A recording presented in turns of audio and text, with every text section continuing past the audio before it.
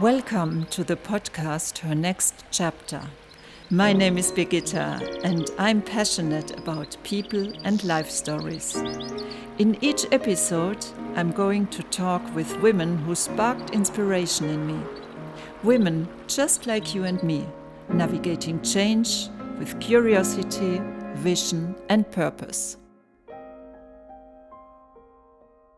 Hello, Charlotta. I wish you a warm welcome. Thank you, Birgitta. It's a great pleasure to be here in your first podcast. Our dialogue today will be an intimate testimony. Every story is unique. And the goal of this initiative is helping women to broaden their knowledge, to get ideas, and to feel supported. So to start this off, could you please introduce yourself to all those who don't know you yet? I am Charlotta Ozaki-Macias. I'm 59 years old. I'm a diplomat since 28 years. And right now I'm living in Tanzania since a little bit more than 4 years. No, 3 years, sorry. 3 years.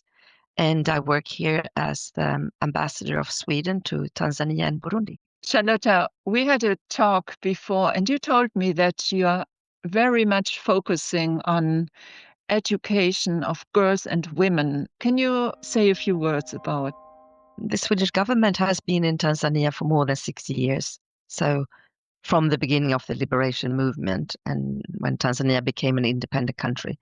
And we know that education is key for a country's development. And we also know from research that putting money into girls and women is always very efficient, but also on other aspects. So, for example, here is quite common with young girls becoming pregnant, forcing them out of school and not finishing elementary school. So we are also supporting girls being able to return to school to finish their high school studies. So there are many different ways that we support women, also through small businesses, clean cooking, for example. You know that in countries here in Africa, many women go gathering wood fire to cook food later on during the day. And it's a quite dangerous journey to walk long distances, gather wood, and then walk back. There's sexual harassments and rape on the way. And many young girls do this work so that the mother can stay at home. It means that it's important to try to support Tanzania in finding other means of energy when cooking. And these are also, projects that we are involved in. Maybe I can tell those who listen to us where we both met. So we both met in Brussels in 2003, where we both worked together in an international organization. You were the deputy head of cabinet and I was the HR manager. So you were my line manager. And what I keep in mind from this period and from our collaboration is that there was a sense of psychologically safe space and how we felt with each other. First of all, it was my first managerial post and I had no experience and no training, but you guided me. You were you were probably the boss in real life, but you taught me how to work in a multicultural context, which I had not had experience from before. And now 20 years later, we meet here again. And a lot of things happened meanwhile. You embarked into a whole new journey of recovery, and thank you for telling us more. When you ask this question, I'm thinking that it actually started a little before I got my diagnosis. And I truly believe that the life I lived the years before influenced the development. And I was married by the time. And we lived a quite hectic life. We had been living almost 9 years in Brussels, and then we moved to Sweden. However, my husband, he kept working in Brussels, so he was commuting. It meant that I took the absolutely majority part of raising the kids. I had a full-time job as head of communication, which was almost a 24/7 kind of job. Things were, quite smooth, but very stressful. I think when I was a little bit younger, I thought that life was very pleasant, and it was actually. I had a good job, nice husband, nice children. And I didn't imagine that my pretty good life would be able to take such a sharp turn as it did. So it started with family being split between Brussels and Stockholm. And it was very tiresome having stresses within the relationship. We were not happy the way it worked out to live in two different places. And I was very stressed. I was burdened at home and also at work. I had this feeling of being tired, but I have a will of iron. So I was able to push myself incredibly, absolutely too much. I didn't pay attention to the symptoms I had. I had pain in my arm, and I thought it's because of the mouse of the computer. I had pain in my shoulders, etc. And I went to physiotherapist, got some treatment. But one day I remember I was standing towards the balcony in my house, and I felt pain in my breast, and I thought, oh, it must be radiating from my arm because I've been working too much. I had all these ideas of pushing away that I should go seriously to a doctor. And then my physiotherapist said, well, why don't you go and do a extra mammography? So I did. And then when I called to see the doctor after a week or two, I remember that I and my ex-husband, we were sitting there outside and the doctor came to pick us up. And I saw in his face that he looked so scared. And then I became scared because I realized that he was scared of telling me, okay, you have breast cancer. And so he did. He said that I have breast cancer. And first I was rejecting it. I thought, no, are you sure it's me? Are you sure the test results are mine? This typical way of handling a shock. And I remember that we were both in shock. And it was like time stopped, when it gave me some people, when they experience close to near to death experiences, they have this feeling that time stops. For me, I was sitting there in front of a cup of tea and I was thinking, okay, maybe this is when it ends. I'm 49 years old.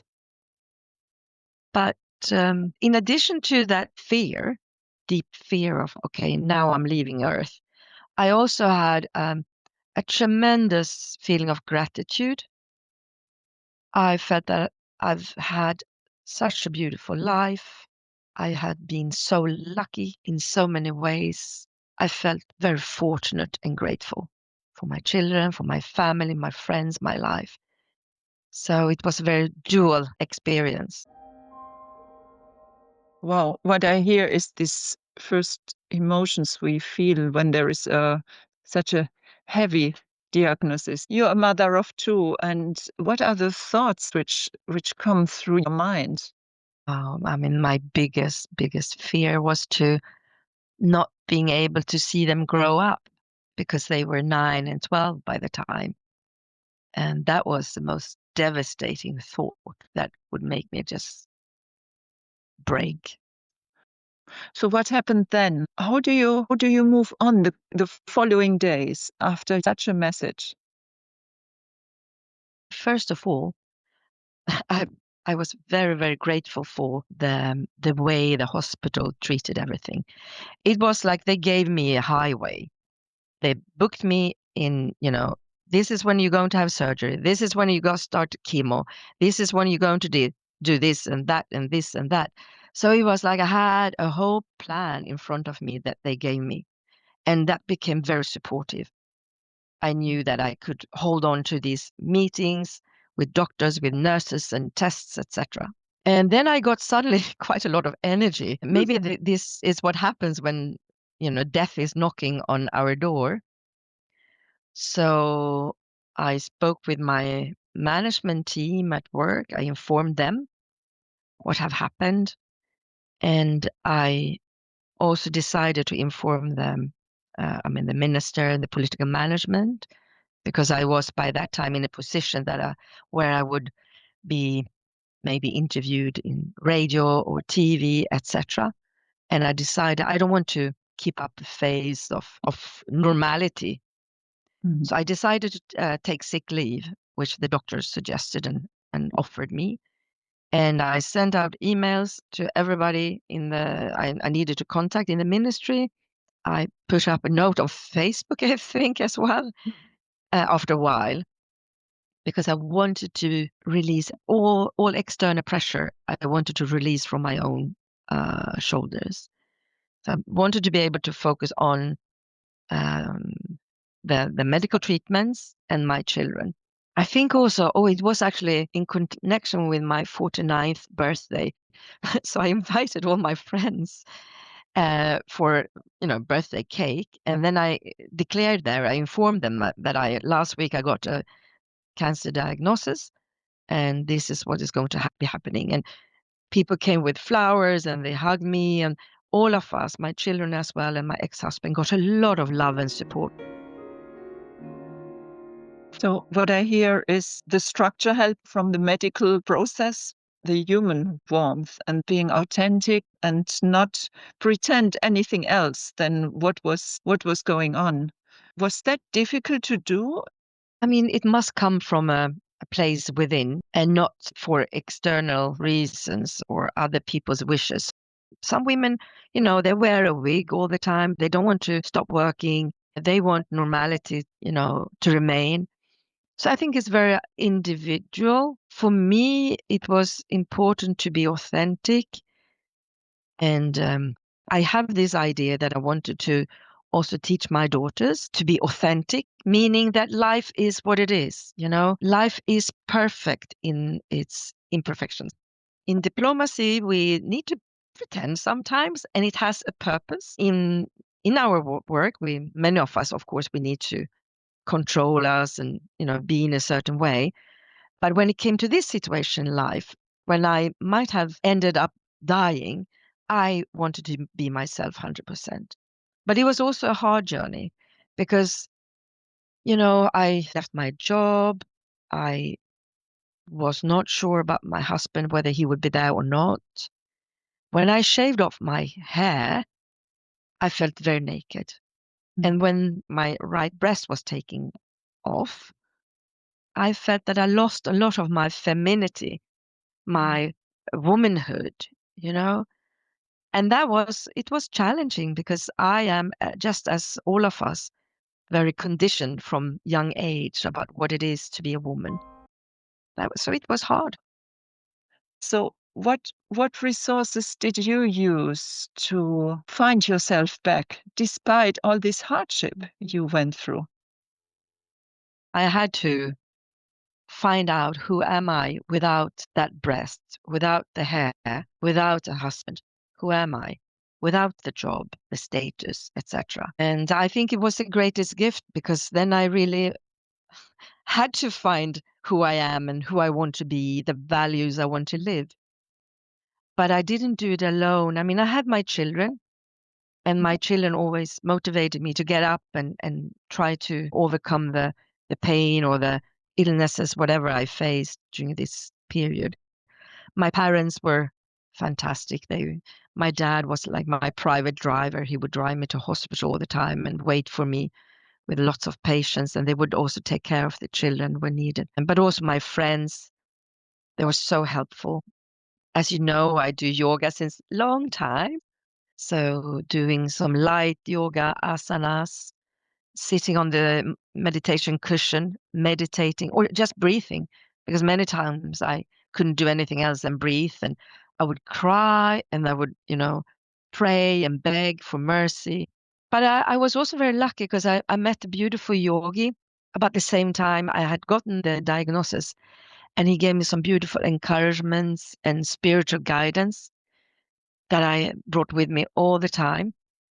I also, 2014, so a year before I had my cancer diagnosis, I started to study psychology, something called psychosynthesis.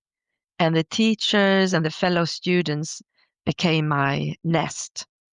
They took care of me, they nourished me. So I was very, very lucky. And my oncologist, a wise, wise woman. So I was so supported, Birgitta, from so many aspects of my life that I think I was lucky that I got the cancer then. because I was surrounded by support as well.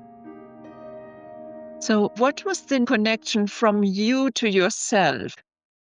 I mean, in the beginning and many times during the chemotherapy, which was extremely challenging, I got infections and I had to go to hospital, etc. many times. I despaired. I cried and I was wondering why me, you know. But at the same time, I had this connection to my inner spirituality, so to say. I also, through yoga practice and yoga teachers training, had learned so much about, yes, we are not only our body and muscles, there is something more of us. And I could then detach a bit from the pain I experienced in my body and in my mind and be more connected with my own soul, with a more transparent me. And when we go through troubles and we have a routine, it's just to stick to the routine. And I did that diligently. I'm a pretty, boring person in that way. I can just repeat the same kind of habits and routines over and over again. And I think that kept me stable. And I had to decide love and acceptance. Many people said in the beginning, oh, fuck cancer. You have to get one of these bracelets where it says fuck cancer. And I felt that is not me. I'm not saying fuck cancer. I'm asking, what do you want to teach me? I wanted to learn what this cancer, what this tumor in my breast wanted to tell me.